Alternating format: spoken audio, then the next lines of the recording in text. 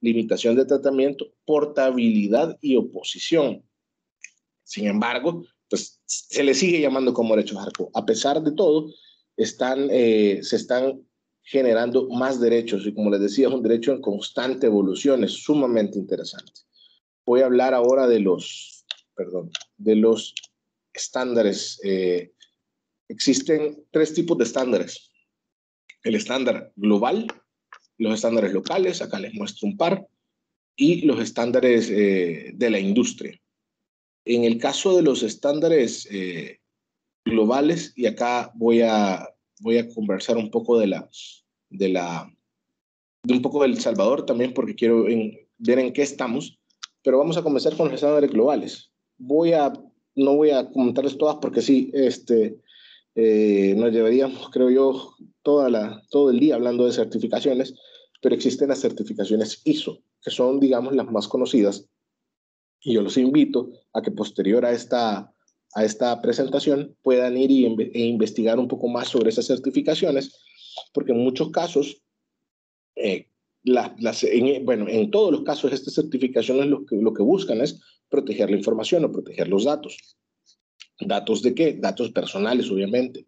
Entonces, en las ISO, por ejemplo, la 27001, habla de todos los estándares de seguridad, de cómo se va a procesar, transferir y almacenar información, y la gestión de seguridad que deben de tener las organizaciones que tienen esta certificación para poder almacenar información. Es decir, este es uno de los estándares más altos. Estas certificaciones las auditan grandes casas de auditoría. Puedo mencionar un par: E&Y, PricewaterhouseCoopers, etcétera, etcétera. Son de las empresas que hacen estas auditorías y las que revisan que se esté haciendo bien el proceso de almacenamiento, transferencia, gestión de seguridad de la información, manejo de incidentes. En el caso de la ISO 27018, que es una de las certificaciones más difíciles de conseguir, esta es dada únicamente para los proveedores de servicios de nube, de cuál va a ser el estándar de seguridad de la nube. Y fíjense que acá existe algo bien interesante, porque muy probablemente surgen dudas o miedos que, digamos, que eran miedos válidos hace 20 años, que se decía: pero si uso la nube, los datos dejan de ser míos.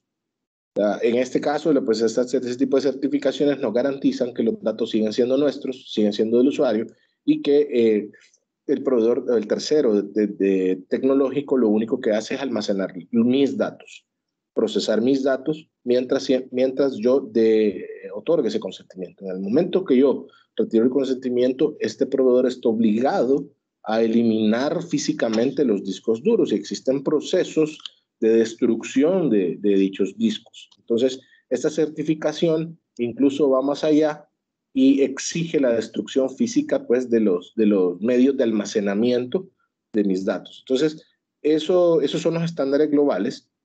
Existen estándares locales. Ya les mencionaba el Reglamento de Protección de Datos de la Unión Europea, que entra en vigor, me parece que en 2018, y fue emitido en 2016, dio 2 años para que las organizaciones se acoplaran a este estándar. Realmente siento que el Reglamento de Protección de Datos de la Unión Europea pone las reglas del juego. Sí veo que sabemos que existe algún tipo de sanciones que llegan a ser de carácter transnacional, única y sencillamente por procesar, almacenar y transferir datos de ciudadanos de la Unión Europea. Esas son algunas de las características más peculiares que yo, pues, pude ver, pude ver de algún momento en la ley, ¿no? Existe también otra que me gustaría mencionarles. Si estos son los estándares, la ley se decretó hace un año, 2 años, me parece, la ley en Brasil. Se quiere reformar la ley de protección de datos de Uruguay. Se está existe ley de protección de datos en México y les quiero comentar, no lo puse, pero es sumamente interesante porque en México hacen una diferenciación entre dos leyes. Una es la ley de protección de datos personales en posesión de particulares, es decir, eso aplica a todas las organizaciones que no sean Estado, que no sean parte del gobierno o no sean instituciones públicas, y existe una ley que es únicamente y de aplicación para el gobierno o instituciones públicas. Es sumamente interesante cómo en México se hace esta distinción que en otros países se aplican las mismas reglas para ambas instituciones, para ambos sectores, sea privado o sea público, como es el caso de Brasil, el caso de Uruguay, el caso en Europa, con el reglamento de protección de datos, y es México el que hace esta diferenciación. Me parece interesante mencionarlo porque son, digo, son prácticas que pueden ser tomadas como un ejemplo. En el caso de California, ellos emitieron la California Consumer Privacy Act, que básicamente, bueno, entró en vigor en 2020 y básicamente dice que las empresas o las organizaciones que deben proteger la información personal que obtienen de los consumidores en California. Habla de California, no habla de ciudadano de California, se habla de todo. Quien sea que esté ahí, las empresas están obligadas a proteger los datos. Da derechos a los consumidores como para conocer para qué se recopilan los datos y por qué, derecho a rechazar la venta de la información, derecho a que se eliminen los datos, derecho a confirmar su autorización antes de la venta de información en el caso de menores de 16 años y derecho a saber cuándo se comparten los datos con terceros. Esto es más o menos lo que desarrolló la CCPA, como se conoce. En el caso de algunos estándares de la industria, bueno, hay diferentes estándares de la industria. Voy a mencionar uno de los más conocidos, el estándar de la HIPAA. Este habla de los estándares mínimos como requisitos mínimos a la hora de almacenar datos que debe de tener una organización en cuanto a datos biométricos, datos médicos. Eso es una de las características que tiene.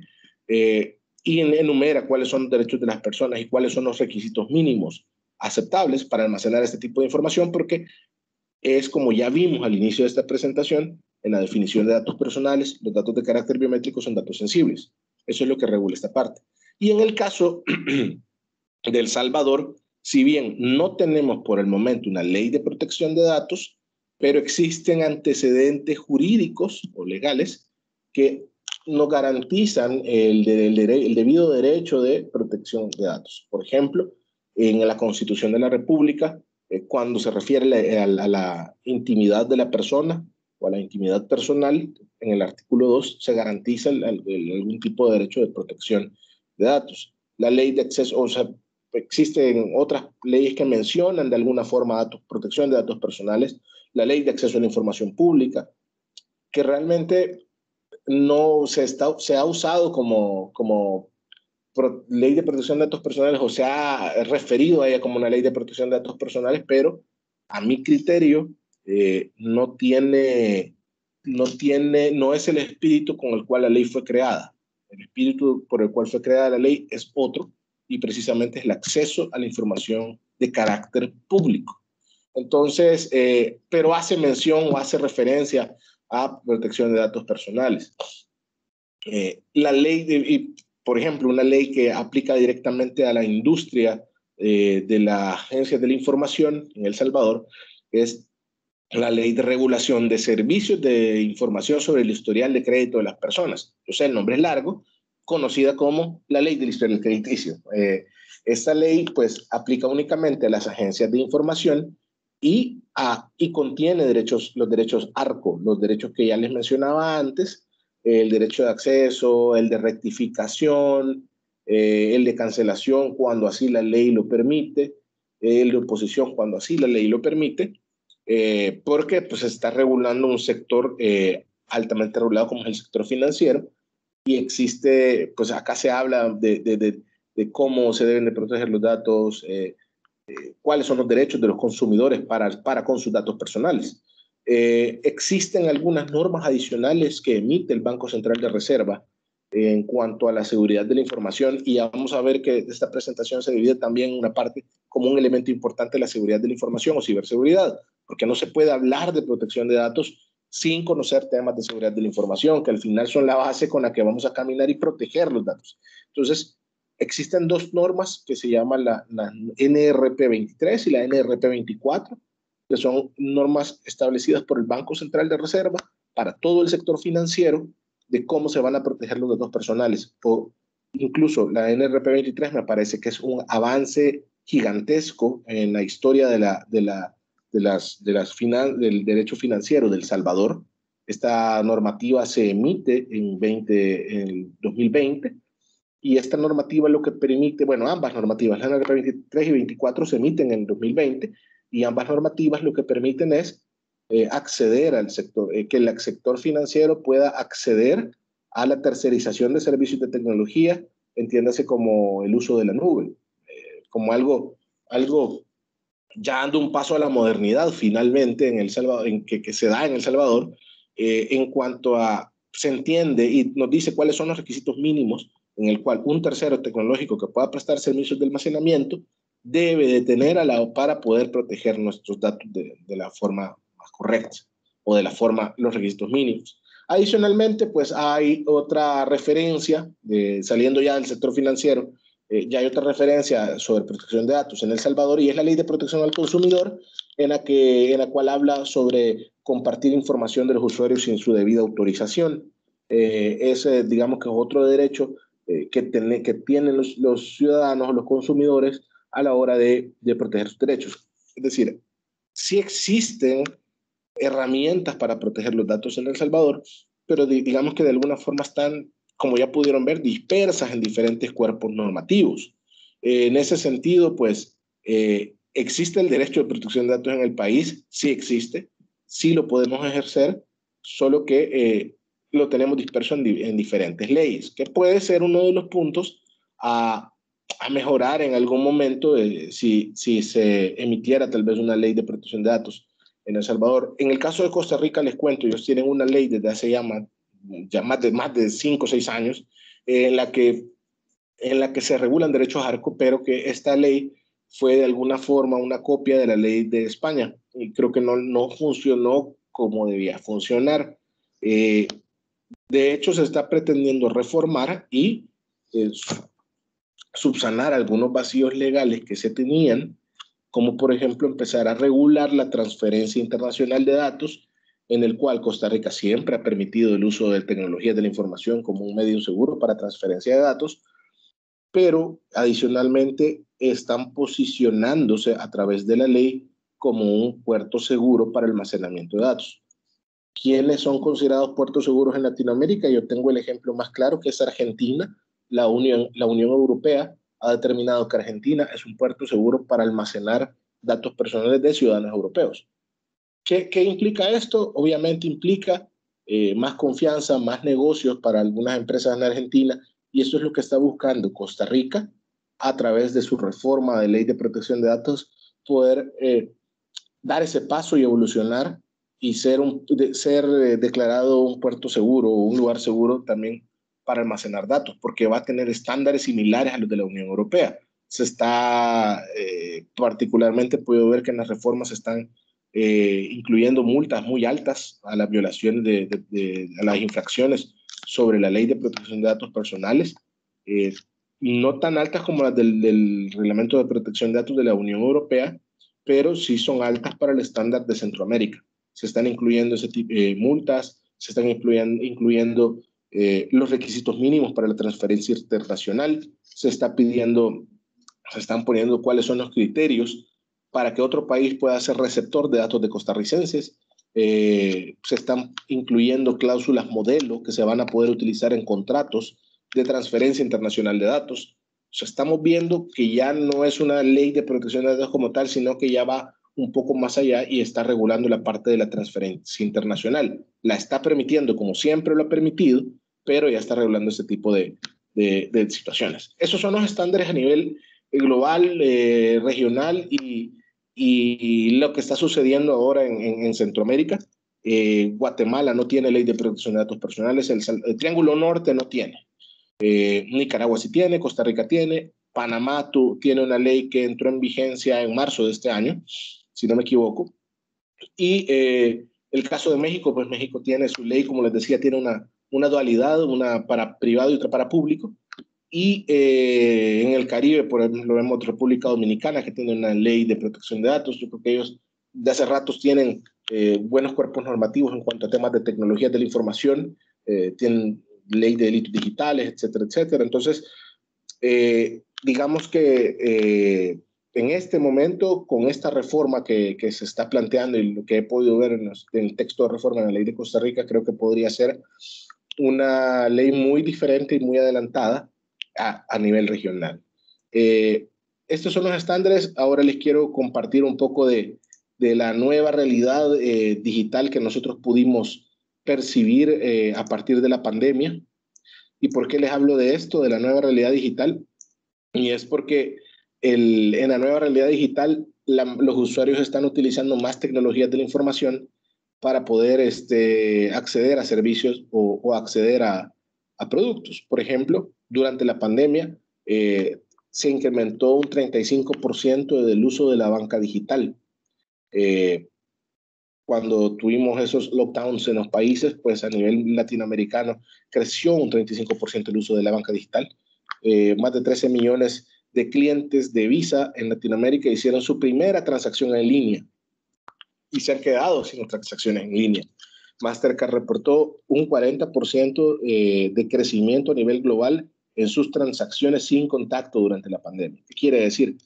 ¿Y por qué menciono esto? Porque al final, a la hora de hacer una compra en línea, lo que estamos haciendo es utilizar un medio electrónico de pago, pero además de eso estamos ingresando datos personales.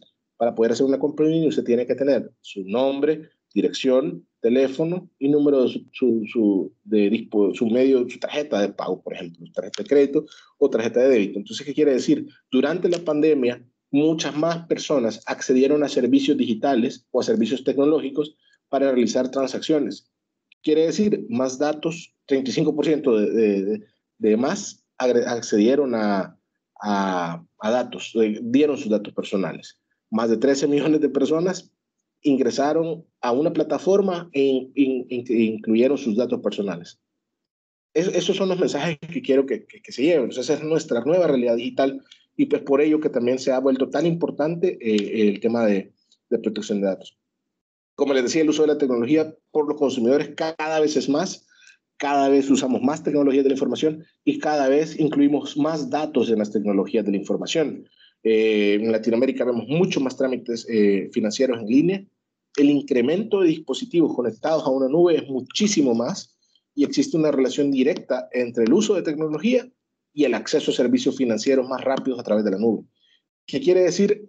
¿Por qué traigo este ejemplo? Porque todo lo que nosotros ingresamos son datos personales, nuestros datos personales. Entonces, en El Salvador al menos tenemos la suerte de que existen normativas que nos están dando y protegiendo, dando la facultad de poder hacerlo y dictándole a las actividades del sector financiero cómo proteger nuestros datos personales a través de las normativas que yo les mencionaba anteriormente.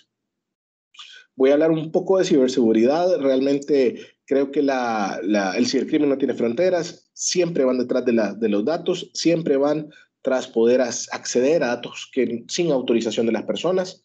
En los últimos años hemos podido ver cómo han avanzado este tipo de ataques de DOS, credenciales los cuales dejan sin servicio a las organizaciones, ataques con malware, que es básicamente un tipo de software malicioso que se utiliza para violar medidas de seguridad, para acceder a datos sin la autorización de sus usuarios.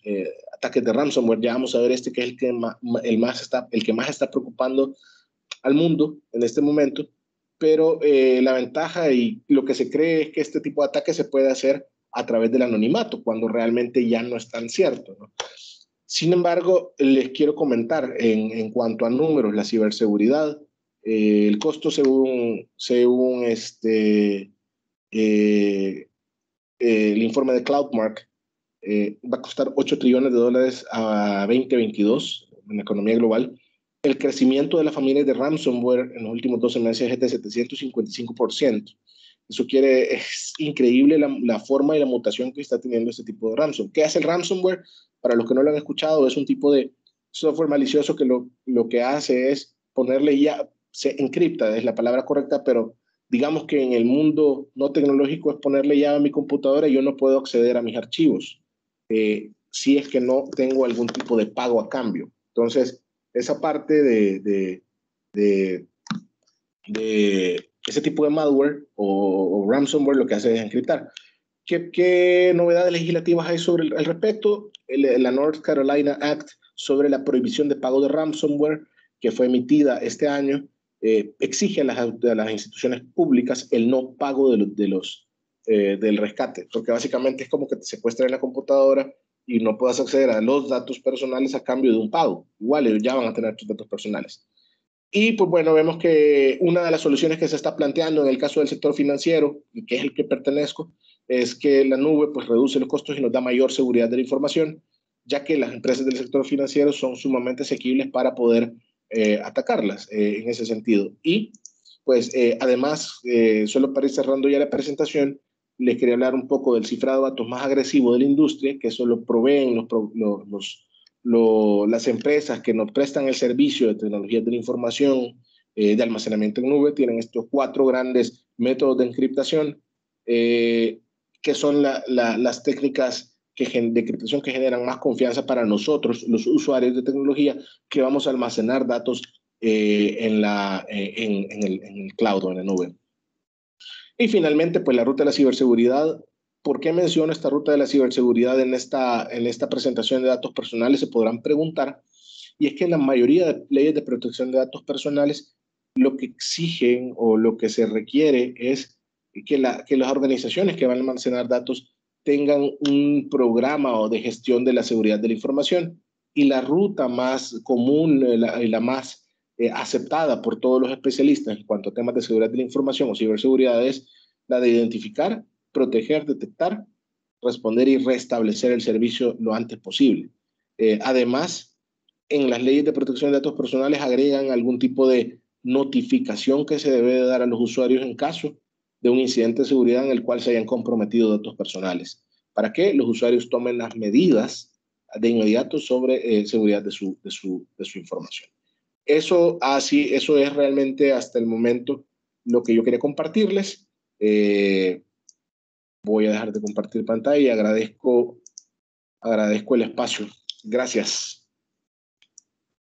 Muchas gracias a ti, Julio, por tan excelente presentación. Recuerden, si tienen alguna pregunta o comentario de lo que ha podido conversar Julio en su presentación, pueden colocarlo en la sección de chat de la reunión para más tarde, al finalizar la presentación del panel, podamos entonces hacerle las preguntas a Julio. Ahora, pero antes de eso, quisiera recapitular lo que nos estuvo conversando Julio. Pudimos hablar acerca de las certificaciones, lo que existe actualmente en marco regulatorio en El Salvador, de igual forma las diferentes certificaciones, la ISO y otras a nivel global, a nivel nacional o regional, que pueden obtener y que Julio nos recomendó verificarlas más tarde. Así que muchísimas gracias, Julio, por el tiempo y por habernos acompañado en la mañana de hoy. Ahora me confirman de que estamos esperando a un invitado. Sin embargo, quisiera ir presentando al moderador que nos va a estar acompañando en la siguiente parte del evento. En los siguientes minutos vamos a poder ver un panel multisectorial muy dinámico. Nos acompañan personas del sector gubernamental, de la sociedad civil, del sector técnico, de la empresa privada y de academia. Entonces vamos a poder tener la opinión de todos estos expertos de los diferentes sectores en datos personales. Primero que todo, me gustaría darle la bienvenida a Héctor Cuchilla. Héctor es gerente senior de seguridad física de Teleperformance para Centroamérica y el Caribe. Es ingeniero eléctrico y cuenta con certificaciones en sistemas de seguridad para la información, examen forense digital, examen forense de redes, entre otras. Cuenta con 23 años de experiencia en el sector de seguridad. Es chairman del Comité de Ciberseguridad de AmCham y es miembro del Consejo Global de Seguridad Física de Teleperformance. Los dejo con ustedes, Héctor Cuchilla. Bienvenido, Héctor. Bueno, gracias, muchas gracias, bienvenidos a todos y gracias a ti. Es un evento muy importante porque vamos a dar a conocer algunos aspectos relevantes de la protección de datos personales desde el punto de vista de varias industrias o posiciones en nuestro país. Nos acompaña un panel de expertos en la materia que a continuación procedo a presentar. Nuestro primero de nuestros panelistas es el licenciado Fabricio Mena, subsecretario de la Secretaría de Innovación desde el año 2019. El licenciado Mena es ingeniero en Ciencias de la Computación con especialización en Administración de Infraestructura de Servidores. Actualmente estudia una maestría en Infraestructura de Inteligencia para la Universidad Internacional Isabel I Castillo y de León. Como parte de su formación académica y profesional, cuenta con cursos en Administración de Infraestructura de Servidores, Optimización de Infraestructura, Despliegue de Servicios de Infraestructura en Plataforma de Servidores, Ciberseguridad, Ciudades Inteligentes, Emprendimiento, Seguridad y Salud Ocupacional en los entornos de aprendizaje, Mejoramiento de Procesos. También ha tenido participación en el primer Foro Mundial de Economía Digital y diversos foros y debates a nivel internacional. Este día también nos acompaña el doctor Julio Valdés, abogado asesor en transacciones internacionales y entidades en el sector tecnológico, es socio de Alta El Salvador, cofundador del bufete Valdés Suárez y Velasco y fundador de Tulaway App. Ha sido capacitador en derechos de la competencia y ha asesorado a empresas líderes en el mercado salvadoreño en la elaboración e implementación de políticas y procedimientos internos, así como su respectivo análisis bajo leyes de competencia y de protección del consumidor. Hoy también nos acompaña la licenciada Katia Guerra, activista feminista, defensora de los derechos humanos, licenciada en periodismo, con diplomado en formación de pedagogía especializada en derechos sexuales y reproductivos.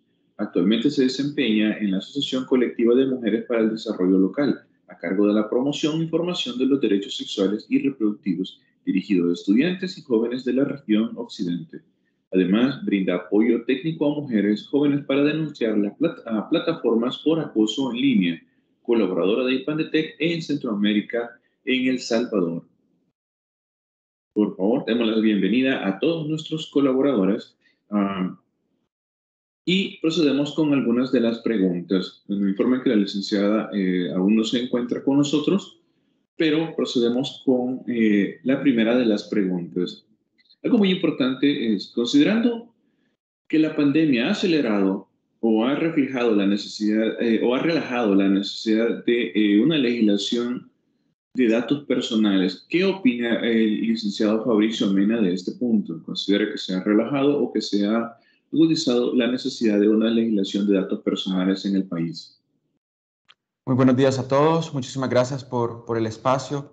Efectivamente, la pandemia vino a acelerar diferentes tipos de procesos y nos vino a acelerar a todos y empujar a un proceso de digitalización, no solo nosotros como gobierno, sino que también a la sociedad civil y a las empresas privadas. Una legislación de datos personales se ha visto totalmente necesaria en este tiempo, siempre ha sido necesaria, la verdad, pero ahora es aún más necesaria por los tiempos que estamos viviendo.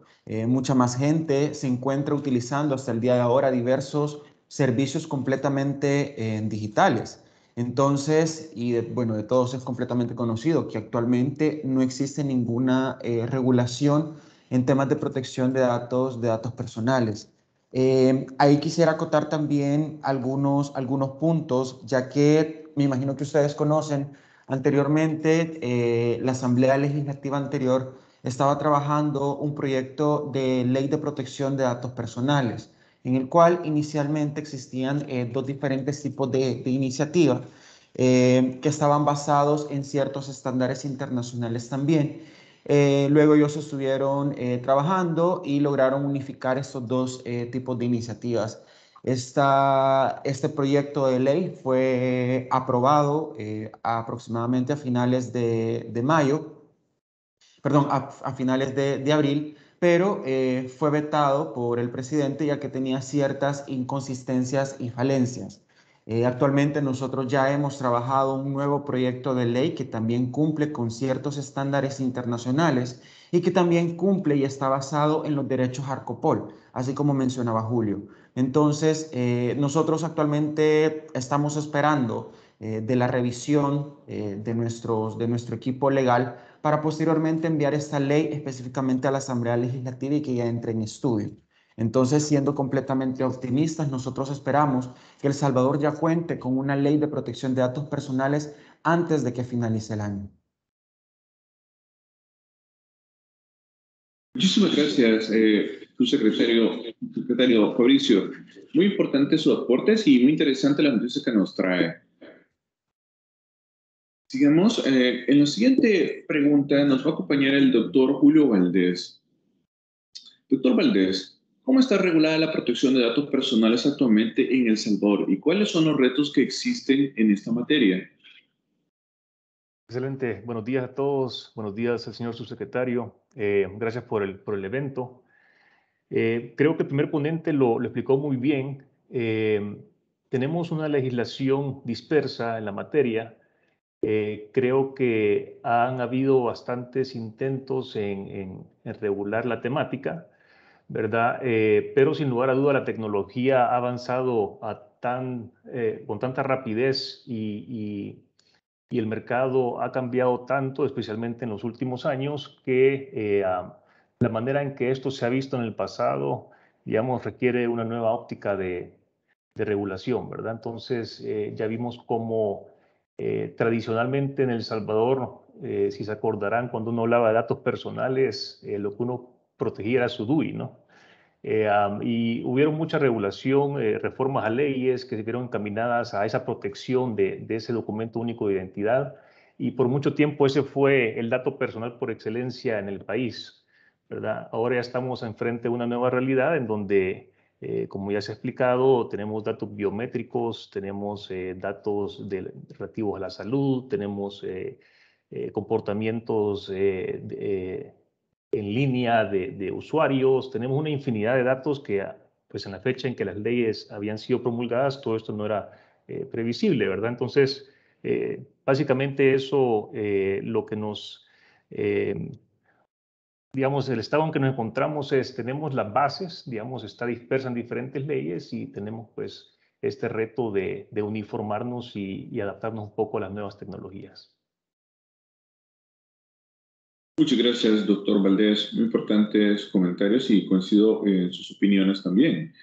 Algo que también debemos considerar son las garantías que debemos respetar o buscar para nuestros ciudadanos. En ese sentido, le pregunto a la licenciada Katia Guerra, ¿qué garantías debe reunir una política pública de datos personales en El Salvador?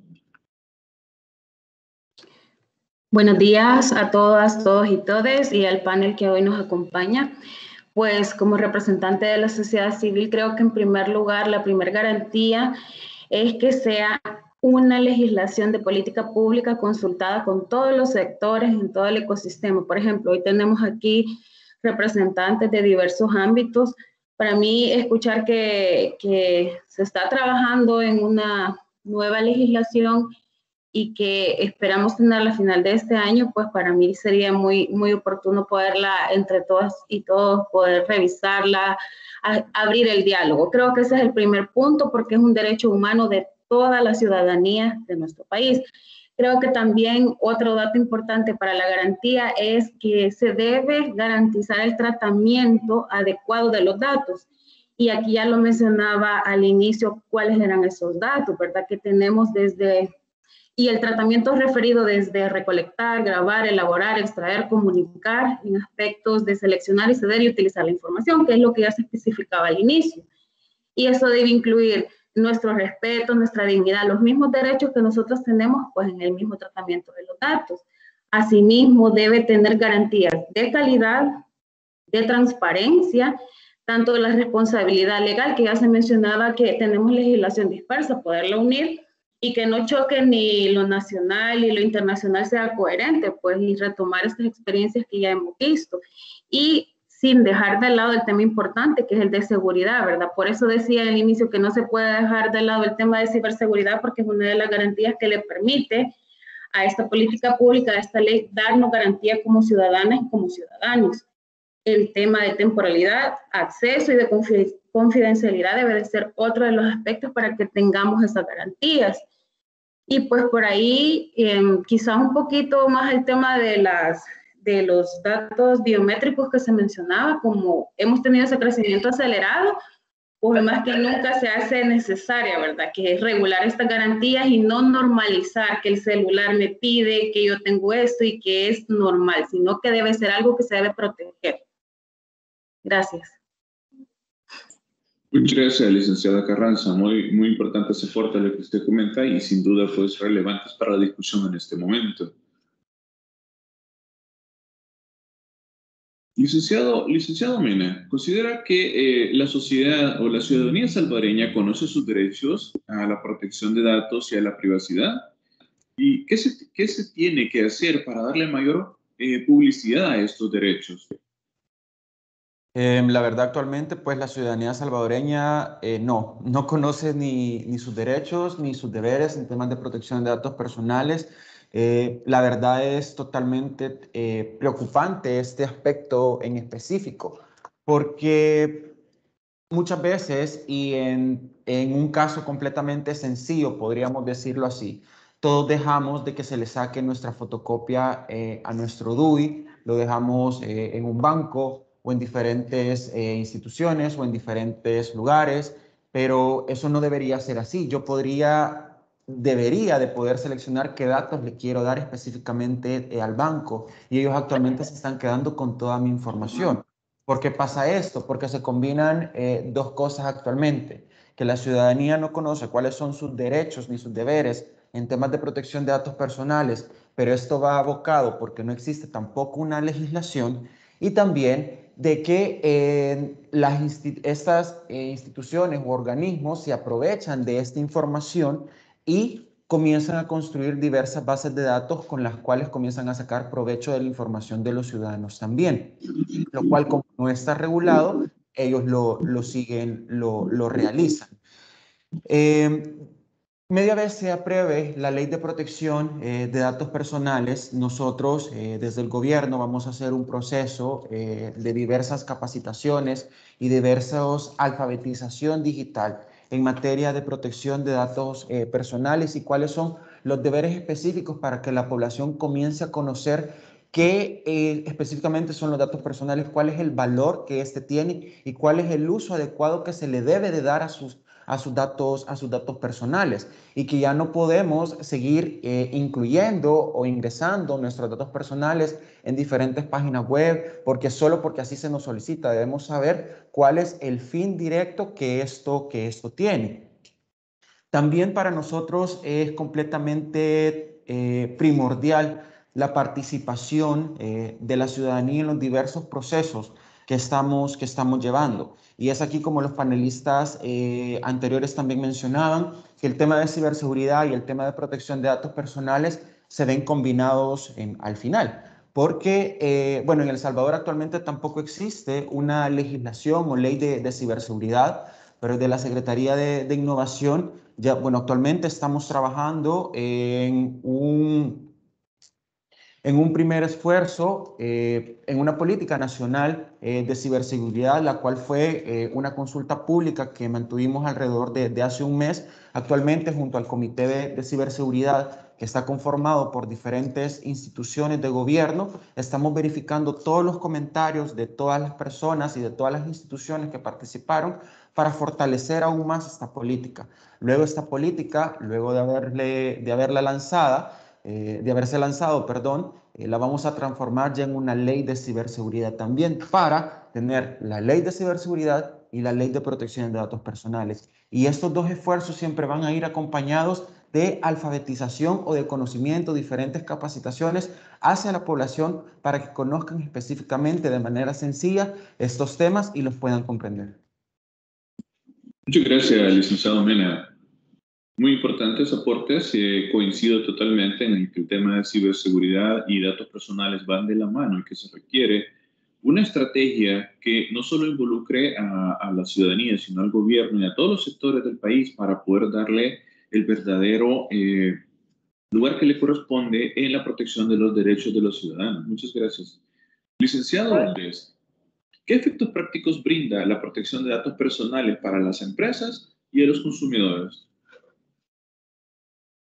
Bueno, principalmente yo creo que reglas claras del juego, ¿no? Es decir, al tener mucha legislación dispersa, digamos, el conocimiento o el acceso a la protección de los datos para el consumidor, por ejemplo, encuentra dificultades, ¿no? Y desde el punto de vista del empresario, del emprendedor, de la microempresa, digamos, también tiene cierto desconocimiento de cuáles son sus obligaciones, qué debe de realizar, ¿verdad? El concepto de si esto es aplicable o no a una pequeña empresa que va iniciando operaciones o si solo le aplica a instituciones ya grandes establecidas.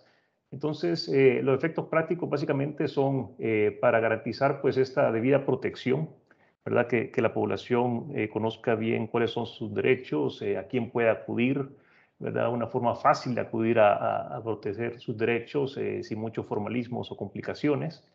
Y a las empresas, digamos, saber claramente cuáles son sus obligaciones, ¿verdad? Y aquí, pues, tener presente que siempre queremos, como país, potenciar la microempresa, a los emprendedores, ¿verdad? Y de esa manera, pues, estar seguros de que la legislación, pues, que se adopte o se tenga, sea acorde, pues, a permitir ese crecimiento, esa innovación y de la misma forma, pues, garantizar los derechos de los consumidores.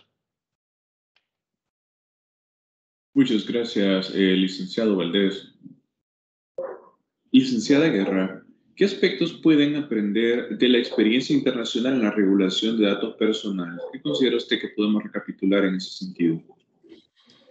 Pues voy a tratar de resumir un poquito. Creo que el primero es como establecer como prioridad que nuestros datos personales son igual de importantes como el derecho a tener una identidad física, pero protegerlos en todos los entornos. Creo que hace más de 10 años tomaron esa iniciativa de legislar y ya venían trabajándolo previamente. No ha sido algo que se lo hayan dicho ayer, estaba este problema, este vacío y hoy lo vamos a subsanar, sino que fue un largo trabajo. Entonces creo que el primer punto es retomar aquí a nivel de país esa experiencia y, como ya lo decíamos, quizás hacer un cuadro comparativo de avances, de cómo ha sido novedoso Costa Rica a nivel de región de Centroamérica, cómo México tiene estas dos modalidades, que también para entidades privadas como entidades de gobierno, cómo fue la experiencia de ARCO que inició y como se dijo inicialmente, estos son derechos que están en constante evolución. Entonces, se imaginan, iniciaron hace más de 10 años y nosotros como país estamos tratando de tenerlo y al momento, actualmente, pues podemos decir no lo tenemos, se está trabajando en eso. Creo que establecerlo como prioridad. Y la pandemia nos trajo eso, esa aceleración, ese trabajo, esas transferencias y generalmente siempre ha sido el sector económico y bancario el que ha estado como dentro de y pensando cómo hacer estas transferencias, pero los ciudadanos en general, creo que otro dato principal sería crear un ABC a nivel de país como de alfabetización de datos personales para comprender todo esto que ya mencionaban. Porque no hay educación. Entonces, desde ahí podemos empezar, desde la educación, incluso agregarlo en los libros de texto a nivel ahora que se está haciendo el estudio en línea, modalidad combinada, viene muy bien cómo enseñarle a nuestros estudiantes cómo tener esa seguridad, cómo protegerse y desde ahí, o sea, de una acción tan sencillita como abrir mi cámara, yo como padre o madre de familia, dar ese acceso de la identidad de mi hijo y de mi hija, estamos hablando de algo muy sensible. Entonces yo creo que principalmente es hacer este análisis de contexto que ya ustedes han puesto en la palestra, los beneficios que se tuvo con los derechos ARCO, hacer el comparativo y como país pues empezar a hacer esos cambios no solo en las narrativas, sino cambios prácticos para que nos garanticen esa seguridad y esa alfabetización a todas y todos. Gracias. Muchas gracias, licenciada. Interesantes aportes. Obviamente tenemos camino por recorrer. Esto es una fuerza que siempre está en constante evolución y en la medida en la que avanza la tecnología y crecen las necesidades de los ciudadanos, pues en esa medida van surgiendo nuevos retos. En ese sentido, le consulto al ingeniero Fabricio Mena, que desde el sector gobierno, ¿cuáles son los planes que mantiene para proteger los datos personales de la población salvadoreña? Pues inicialmente dejar completamente establecida la ley de protección de datos personales. Pienso que ese sería pues el punto de partida. A partir de la aprobación, como ya mencionaba, comenzar un proceso de alfabetización digital y de conocimiento también para la población, para que conozcan cuáles son sus deberes y sus derechos primordialmente en temas de protección de datos personales, qué se puede hacer y qué no se puede hacer, qué se debe y qué no se debe hacer también, lo cual es completamente primordial. Dentro de este plan está el establecimiento de una Agencia Nacional de Innovación, Ciencia y Tecnología, la cual sería la encargada de regular el tema específico de la protección de datos personales, así como otros temas, por ejemplo, el de ciberseguridad, firma electrónica y otras leyes que también se van a ir aprobando pues poco a poco. A partir de esto, pues dejar completamente establecido este ecosistema y que sea pues completamente funcional. Nuestra visión también es aprender de los demás países de la región, de Latinoamérica o del mundo que ya han pasado pues por este proceso para que nuestro proceso sea mucho más fácil y no tener los tropiezos que ellos tuvieron hasta cierto punto. Como mencionaba Katia, algunos de estos países ya tienen 10 años que comenzaron con este tipo de regulaciones o con este tipo de esfuerzos. Nosotros como país se podría decir que aún estamos en pañales, pero no tenemos tiempo que perder. No podemos decir que este establecimiento lo vamos a lograr hasta en el 2030 o hasta en el 2031. Tiene que ser un proceso completamente acelerado y por eso es que estamos viendo también las experiencias de los demás países de la región y de Latinoamérica, como comentaba, para hacer este proceso acelerado. Muchas gracias, licenciado. Esperamos más de sus noticias. Pues vamos a seguir construyendo como país, ¿no? Cuente con el apoyo de todos los sectores para este reto que nos incluye a todos. Para el doctor Valdés, a 3 años de la aprobación del Reglamento General de Protección de Datos, ¿qué lecciones podemos resaltar en términos de lo que resultó bien y de lo que no? Bueno, digamos, una vez entrada en vigencia este reglamento, creo que ha puesto a luz de todos los países la necesidad y la importancia de regular este tema. Digamos que, sin lugar a dudas, cada país ya venía con cierta normativa interna. Desde los años 90 podrían haber los primeros países a tener cierta visión sobre el asunto, pero sin lugar a dudas el reglamento de protección de datos vino al mundo entero a reafirmar esa necesidad, ¿verdad? Lo importante es tener en consideración que este reglamento es una directiva general europea, ¿verdad? Cada país adopta sus leyes para específicamente tratar los asuntos del reglamento a nivel nacional, evidentemente pues sin contradecir los preceptos que se establecen en el mismo. Y vemos también cómo esta ola de regulación también impacta a este lado del mundo. Vemos, por ejemplo, el caso de California, y todos los países deseando tener normativa para poder atraer básicamente más negocios y estar a la vanguardia en temas tecnológicos. Digamos que eso es pues, las bondades que ha tenido este reglamento, digamos, ha puesto este tema sobre la mesa. Y los retos, quizás un poco lo que ya dije anteriormente, es cómo armonizar esta normativa con pequeñas empresas, con emprendedores, con empresas en el sector tecnológico que quizás no tengan la capacidad de tener una infraestructura interna tan sofisticada, ¿verdad? Y de establecer reglas claras del juego, ¿verdad? Yo creo que hacerlo fácil para que todos puedan cumplir con la normativa es un reto. Y evidentemente, pues tienen que tener los elementos básicos que ya a nivel internacional se conocen para que esto, pues, funcione como debe.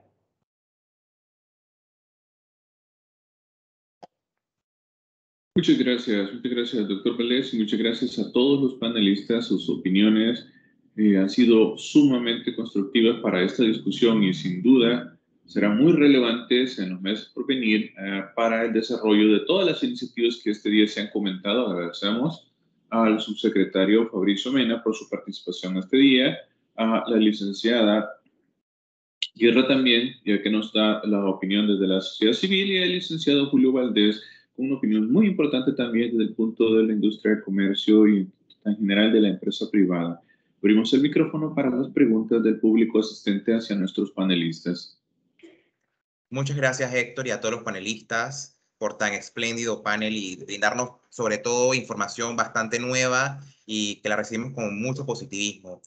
Creo que en la sección de preguntas y respuestas no tenemos hasta el momento ninguna de igual forma pueden irlas haciendo, pero para ir finalizando de parte de Ipandetec queremos que puedan pasarse por nuestro sitio web www.ipandetec.org en la sección de publicaciones. Van a encontrar un material bastante interesante llamado Guía para la implementación de una política pública de protección de datos El Salvador, que es un compendio de lo que existe actualmente en El Salvador y algunos consejos para poder tener una política pública integral basada en derechos humanos. Creo que sí nos ha llegado una pregunta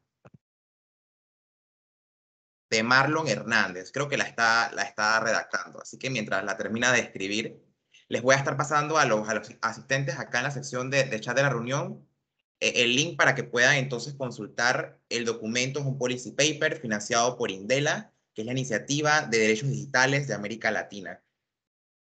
Todavía no nos llega la consulta de Marlon. A esperar. Dice, ¿cómo se hace el control para el cumplimiento de protección de datos personales de empresas externas? Es una pregunta bastante interesante, como Facebook o Amazon. No sé a quién se la pasamos, Héctor. No sé si el representante del sector privado podrá respondernos. Es justamente, doctor Valdés, ¿qué opina usted de lo que la consulta que nos hace nuestro colaborador Marlon Hernández? Digamos, la respuesta en esa línea creo que el norte es el Reglamento General de Protección de Datos de la Unión Europea, ¿verdad? En donde el tema de dónde se traten los datos, digamos, no es tan relevante como el sujeto a quien está siendo tratado, ¿no? Es decir, que hay una protección a las personas europeas con independencia de dónde son tratados sus datos. Diferencia un poco con lo que ocurre en California, en donde hay quizás un enfoque más territorial en la temática. El reto, sin lugar a dudas, es cómo hacer efectivas sanciones a estas entidades, pero digamos que ya vemos en Europa precedentes justos de las compañías que menciona el participante, donde hay multas pues grandísimas ya impuestas por la autoridad de la materia. Así que creo que la respuesta es seguir un poco el norte del Reglamento General de Protección de Datos. Gracias, doctor Valdés.